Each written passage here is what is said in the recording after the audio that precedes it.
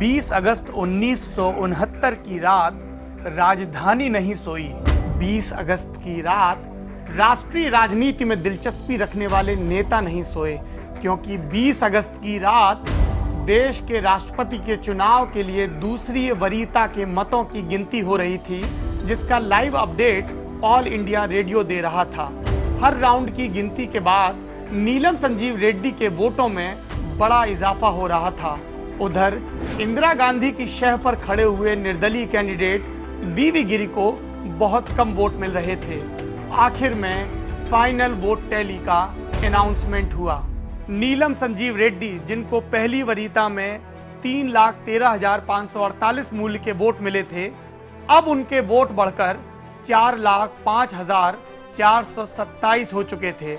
दूसरी वरीयता की काउंटिंग में वीवी गिरी को सिर्फ 19,000 मूल्य के वोट मिले थे, लेकिन महज 19,000 मूल्य के वोट पाकर भी वीवी गिरी चुनाव जीत गए थे, क्योंकि उनके कुल वोटों का आंकड़ा 50% को पार कर गया था। वीवी गिरी के खाते में नजर आ रहे थे 4,20,077 मूल्य के वोट। कांग्रेस संगठन हार गया था, असंभव संभव हो गया था, और इसके बाद के कुछ महीने हिंदुस्तान के आजाद हिंदुस्तान के इतिहास में हमेशा के लिए दर्ज होने वाले थे, क्योंकि पहली मर्तबा देश की प्रधानमंत्री को उसकी ही पार्टी से बर्खास्त किया जाने वाला था। नमस्कार, मैं हूं सौरभ द्विवेदी। यह है thelallanTop.com के पॉलिटिकल किस्सों की खास सीरीज महामहिम, किस्से भारत के राष्ट्रपतियों के। 1 नवंबर 1969 कांग्रेस की कार्यसमिति की मीटिंग चल रही है। ये मीटिंग 2 जगहों पर चल रही है और दोनों में बराबर की संख्या में सदस्य मौजूद हैं। कैसे हुआ ये? एक मीटिंग चल रही थी 7 जंतर मंतर रोड यानी कांग्रेस संगठन के हेडक्वार्टर पर। दूसरी मीटिंग चल रही थी 1 सफदरजंग रोड यानी कि प्रधानमंत्री के आवास पर। कांग्रेस वर्किंग कमेटी में कुल 21 सदस्य थे। इसके बावजूद दोनों मीटिंग में बराबर 11-11 सदस्य मौजूद थे। ये मुमकिन हुआ केरल के वर्किंग कमेटी मेंबर केसी अब्राहम की वजह से, जो दोनों मीटिंग में बराबर समय उपलब्ध रहे।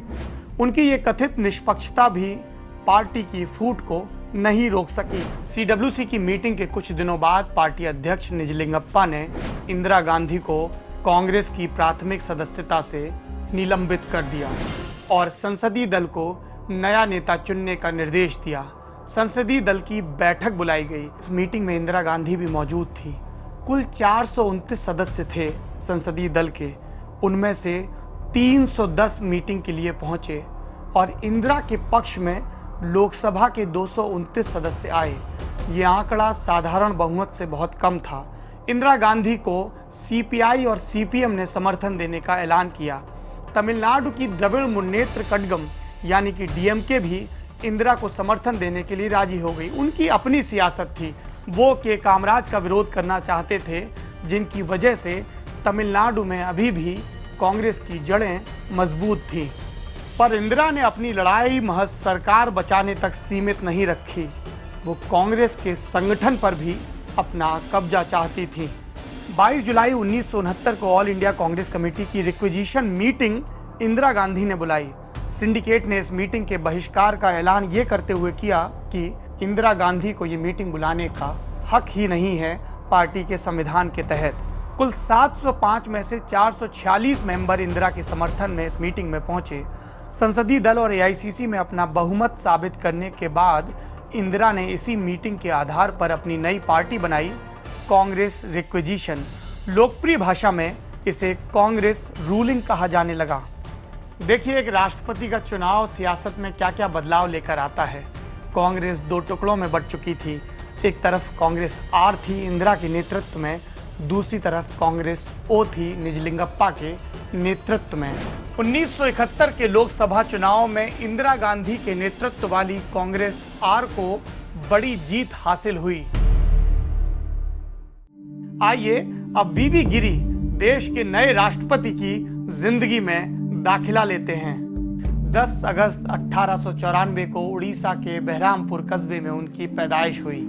उनके पिता जोगैया पंतुलू बहरामपुर के सफल वकील थे और कांग्रेस से जुड़े थे, लेकिन असल में ये उनकी मां सुभद्रा थी जो आज़ादी के आंदोलन में बहुत सक्रिय थी। सुभद्रा अवज्ञा आंदोलन में जेल भी रही। 1913 में उस दौर के चलन के मुताबिक बीवी गिरी भी महज 19 साल की उम्र में वकालत की पढ़ाई करने के लिए यूरोप रवाना हुए। उन्होंने आयरलैंड के यूनिवर्सिटी कॉलेज ऑफ डबलिन में दाखिला लिया। वकालत की पढ़ाई करने गए थे, लेकिन 3 साल में ही मुजरिम हो गए। भारत की तरह ही आयरलैंड में राष्ट्रीय चेतना का आंदोलन चल रहा था। बतौर छात्र बीवी गिरी भी इस आंदोलन के नेतृत्वकर्ताओं से जुड़े हुए थे। ईस्टर 1916 अप्रैल का महीना डबलिन में बरतानिया सरकार के खिलाफ बगावत हो गई। कई सरकारी इमारतों पर आज़ाद आयरलैंड का झंडा फहरा दिया गया। बाद में फौज की मदद से ब्रिटिश क्राउन ने इसको कुचल दिया, लेकिन बीवी गिरी वहां की पुलिस की निगाह में मुजरिम बन गए और उन्हें 1 महीने के भीतर आयरलैंड छोड़ने का सरकारी फरमान दे दिया गया। गिरी आयरलैंड में अपनी वकालत की पढ़ाई तो पूरी नहीं कर पाए, लेकिन 2 जरूरी सबक लेकर लौटे। पहला ये कि भारत की आज़ादी की लड़ाई के लिए ये ज़रूरी है कि यहाँ के मजदूर वर्ग को भी संगठित किया जाए, फिर चाहे वो रेलवे में काम करने वाले कामगार हों या फिर मुंबई और उसके आसपास के इलाकों में कॉटन मिल्स में काम करने वाले मजदूर। दूसरा सबक ये था कि भारत की तेज तरक्की के लिए बेहद जरूरी है कि यहाँ पर भी वैज्ञानिक चेतना का प्रसार हो और औद्योगिक क्रांति के दिखाए रास्ते पर चला जाए। आयरलैंड से लौटकर उन्होंने अपने सबकों को अमली जामा पहनाना शुरू किया। 1924 में बीवी गिरी ने All India Railway Men's Federation की स्थापना में अहम भूमिका अदा की। अगले 10 बरस तक वो इसके महासचिव भी रहे।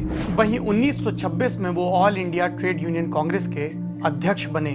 1937 में जब ब्रिटिश इंडिया एक्ट के मुताबिक नए सिरे से देश में चुनाव हुए, तो मद्रास की प्रोविंस में बीवी गिरी भी कांग्रेस के टिकट पर चुनाव जीते और वहां जो कांग्रेस के नेतृत्व में राजगोपालाचारी के नेतृत्व में सरकार बनी, उसमें मंत्री का पद ग्रहण किया। अगले ही बरस मद्रास प्रोविंस के लेबर मिनिस्टर बीवी गिरी ने एक कांड कर दिया जिसकी फटकार वर्धा से आई। दरअसल एक जलसे में बीवी गिरी ने अपने आयरलैंड के अनुभव बताते हुए औद्योगिक क्रांति के पक्ष में कई दलीलें पेश की। हिंद स्वराज के प्रवर्तक, मशीनीकरण के विरोधी कांग्रेस के सर्वे सर्वा महात्मा गांधी को ये बातें नागवार गुजरी और इसके बाद बीवी गिरी ने वो किया जिसे करने के लिए हमारे दौर का लगभग हर नेता कुख्यात है। गिरी अपने कहे बयान से ही पलट गए, जबकि चेन्नई से प्रकाशित होने वाले सभी प्रमुख तमिल और अंग्रेजी अखबारों में उनकी स्पीच की कॉपी छपी थी। लेकिन बीवी गिरी लगातार इनकार करते रहे और गांधी इससे बहुत प्रसन्न हुए। वो सार्वजनिक रूप से किसी भी कांग्रेस नेता को मशीनों के पक्ष में भाषण झाड़ते बर्दाश्त नहीं कर पाते थे। कुछ ही वर्षों में दूसरा विश्व युद्ध शुरू हो गया। ब्रिटिश सरकार का रवैया देखकर विरोध स्वरूप कांग्रेस मंत्रिमंडलों ने त्यागपत्र दे दिया। उसके बाद बीवी गिरी फिर से ट्रेड यूनियन में सक्रिय हो गए। इस दौरान उन्होंने एक जरूरी सबक का पालन किया कि जब तक जीवन मरण का प्रश्न न हो, कोई भी राजनीतिक पाला न चुनो। तमिलनाडु में 2 गुट थे कांग्रेस के, एक सी राजगोपालाचारी का, दूसरा टी प्रकाशम का। वैसे ही दिल्ली में केंद्रीय नेतृत्व में भी कांग्रेस 2 फाकों में बटी हुई थी। एक तरफ पटेल थे, दूसरी तरफ नेहरू। बीवी गिरी सबके प्रिय बने रहे। आजाद हुआ भारत और बीवी गिरी को नेहरू ने श्रीलंका का, जो उस वक्त सीलोन के नाम से जाना जाता था, हाई कमिश्नर बनाकर भेज दिया। और वो आजाद भारत में कांग्रेस की जो शुरुआती उठापटक थी, जिसके तहत कभी कृपलानी इस्तीफा देते थे, कभी राजेंद्र प्रसाद नेहरू को खत लिखते थे, उससे बीवी गिरी बच गए। 1952 में जब देश में पहले लोकसभा चुनाव का ऐलान हुआ, तो नेहरू ने गिरी को सीलोन से वापस बुला लिया और तमिलनाडु की पत्तापट्टनम सीट से कांग्रेस के टिकट पर चुनाव लड़ने को कहा। बीवी गिरी विजयी रहे और नेहरू की कैबिनेट में लेबर मिनिस्ट्री पा गए। 1954 में पूरे देश में बैंकों की हड़ताल हो गई। इसकी वजह थी नेहरू कैबिनेट का एक फैसला। फैसला ये किया गया कि बैंकों के कर्मचारियों का वेतन घटा दिया जाए। देश के लेबर मिनिस्टर वीवी गिरी इस मामले में बैंकों की जो यूनियन थी उसके साथ खड़े थे। उनका हमेशा से ये मानना था कि सरकार को मजदूर यूनियनों के साथ टकराव का रास्ता नहीं अपनाना चाहिए, कोई बीच बचाव का रास्ता, सुलह का फॉर्मूला अपनाना चाहिए। बाद में अकादमिक हलकों में इसे मामले सुलझाने की गिरी अप्रोच कहा गया, लेकिन उनके इस मुखर समर्थन के बावजूद नेहरू सरकार टस से मस नहीं हुई। ऐसे में अगस्त 1954 में वीवी गिरी ने लेबर मंत्री के पद से इस्तीफा दे दिया। देखिए उस दौर में कितनी मैच्योर पॉलिटिक्स होती थी। आज की तारीख में क्या आप सोच सकते हैं कि कोई मंत्री अपने मुख्यमंत्री या प्रधानमंत्री का विरोध करते हुए इस्तीफा दे और उसके बावजूद अगले विधानसभा या लोकसभा चुनाव में उसे उसी पार्टी से टिकट मिल जाए? कांग्रेस में उस वक्त ऐसा होता था। वीवी गिरी को 1957 के लोकसभा चुनाव में तमिलनाडु के पार्वतीपुरम सीट से टिकट दिया गया, लेकिन वो चुनाव हार गए। इसके बावजूद नतीजे आने के कुछ ही महीनों के भीतर नेहरू ने उनका राजनीतिक पुनर्वास किया। जून 1957 में वीवी गिरी को उत्तर प्रदेश का राज्यपाल बनाकर भेजा गया। 50 के दशक के आखिर में इंदिरा गांधी के कांग्रेस अध्यक्ष रहते नेहरू ने, लोकतंत्र की वकालत करने वाले नेहरू ने दुनिया की पहली चुनी हुई वामपंथी सरकार केरल की नंबूदिरीपाद सरकार को बर्खास्त कर दिया। उसके बाद वहां के राजनीतिक हालात बहुत बिगड़ गए। ऐसे में गिरी को उत्तर प्रदेश से केरल गवर्नर बनाकर भेजा गया। अगले कुछ वर्षों में कुछ और राज्यों में उनकी तैनाती रही और 1967 में इंदिरा गांधी ने उनका नाम उपराष्ट्रपति के पद के लिए प्रस्तावित किया। बतौर राष्ट्रपति वीवी गिरी का कार्यकाल कैसा रहा? पाकिस्तान के साथ युद्ध हुआ जिसमें भारत जीता और बांग्लादेश के नाम से एक नया राष्ट्र बना। 1971 के लोकसभा चुनाव हुए जिसमें उनकी पूर्व राजनीतिक आका, पूर्व इसलिए कह रहा हूं क्योंकि राष्ट्रपति के पद की कोई राजनीतिक मर्यादा और आभा है। उनकी पूर्व राजनीतिक आका इंदिरा गांधी बड़े अंतर से चुनाव जीतकर लोकसभा में मजबूत होकर लौटी और उसके बाद उन्होंने अपनी समाजवादी नीतियों के तहत कई फैसले लिए, फैसले जिन पर वीवी गिरी को संवैधानिक प्रमुख होने के नाते सिर्फ दस्तखत करने होते थे। लेकिन एक फैसला ऐसा था जिस पर दस्तखत करते हुए उनकी रूह कांपी होगी, और वो फैसला था इंदिरा सरकार का रेलवे हड़ताल को कुचलने का फैसला। 1974 में जॉर्ज फर्नांडिस की अगुवाई में देश की सबसे बड़ी रेलवे हड़ताल हुई। पहली बार पूरे देश में रेलवे के चक्के थम गए और सरकार ने रेलवे के कर्मचारियों की मांगों को मानने से इनकार किया। 30,000 से ज्यादा रेलवे कर्मचारियों को जेल में ठूंस दिया गया। वीवी गिरी, एक रायसीना हिल्स में बैठे वीवी गिरी, बैंकों की हड़ताल के वक्त मंत्री पद को छोड़ने वाले वीवी गिरी सब कुछ असहाय होकर देखते रहे, जबकि जो रेलवे मेंस फेडरेशन इस आंदोलन की अगुवाई कर रही थी उसे बनाने में और उसे मजबूत करने में वीवी गिरी ने अनथक मेहनत की थी। अगस्त 1974 में वीवी गिरी का कार्यकाल पूरा हुआ।